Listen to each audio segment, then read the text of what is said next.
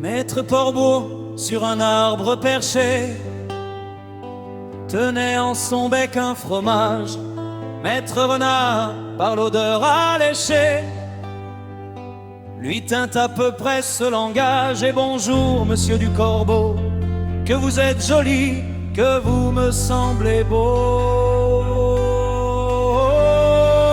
Sans mentir, si votre ramage se rapporte à votre plumage,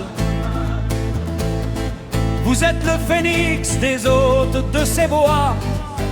À ces mots, le corbeau ne se sent pas de joie, et pour montrer sa belle voix, il ouvre un large bec, laisse tomber sa proie. Le renard s'en saisit et dit: mon bon monsieur, apprenez que tout flatteur vit aux dépens de celui qui l'écoute. Cette leçon vaut bien un fromage, sans doute. Le corbeau, honteux et confus, jura, mais un peu tard, qu'on ne l'y prendrait plus. Putain Jean, c'est pas l'eau de la fontaine que tu vas du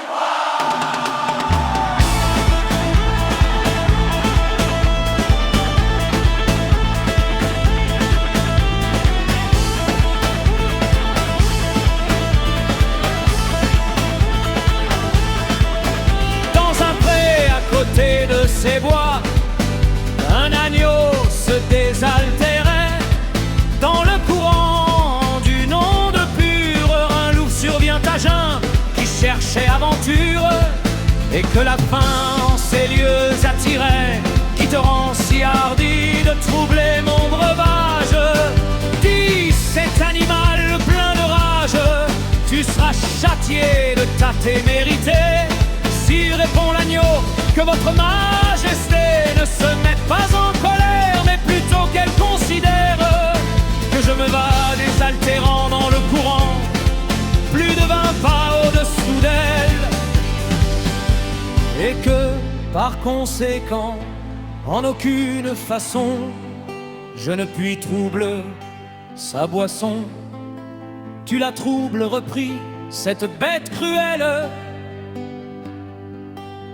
et je sais que de moi tu m'es dit l'an passé.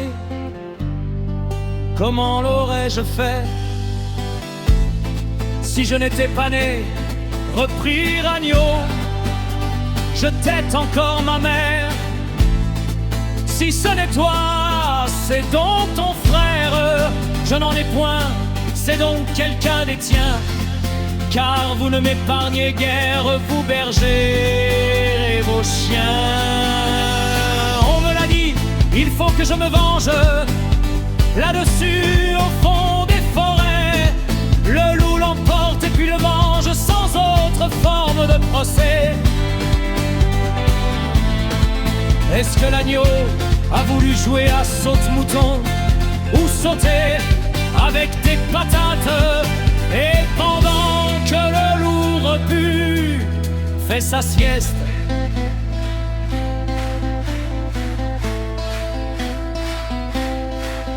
la cigale ayant chanté tout l'été se trouva fort dépourvue quand la bise fut venue. Pas un seul petit morceau de mouche ou de vermisseau. Elle alla crier famine chez la fourmi sa voisine, la priant de lui prêter quelques grains pour subsister jusqu'à la saison nouvelle. Je vous paierai, lui dit-elle, avant l'autre fois d'animal. Intérêt principal, la fourmi n'est pas prêteuse, c'est là son moindre défaut. Que faisiez-vous au temps chaud, dit-elle à cette emprunteuse, nuit et jour, À tout venant, je chantais, ne vous déplaise, vous chantiez, j'en suis fort aise. Eh bien, dansez maintenant. Putain, Jean, c'est pas l'eau de la fontaine que tu as dû boire. Nelly,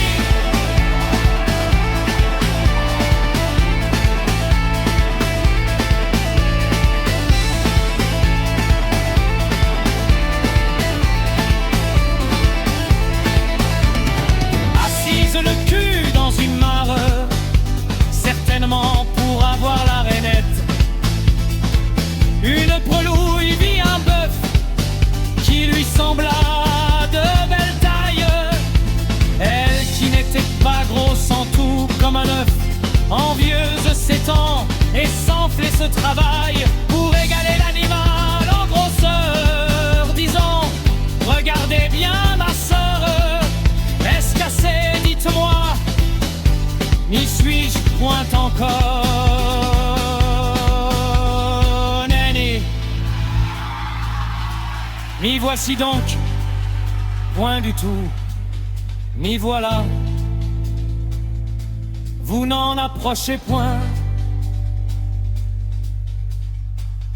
La chétive pécore s'enfla si bien qu'elle creva.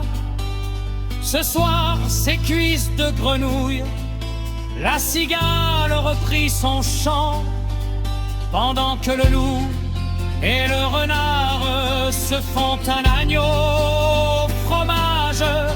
Le corbeau perché sur le bœuf s'envoie les restes de la grenouille, et la fourmi, grosse radine, traîne les cuisses jusqu'à son logis.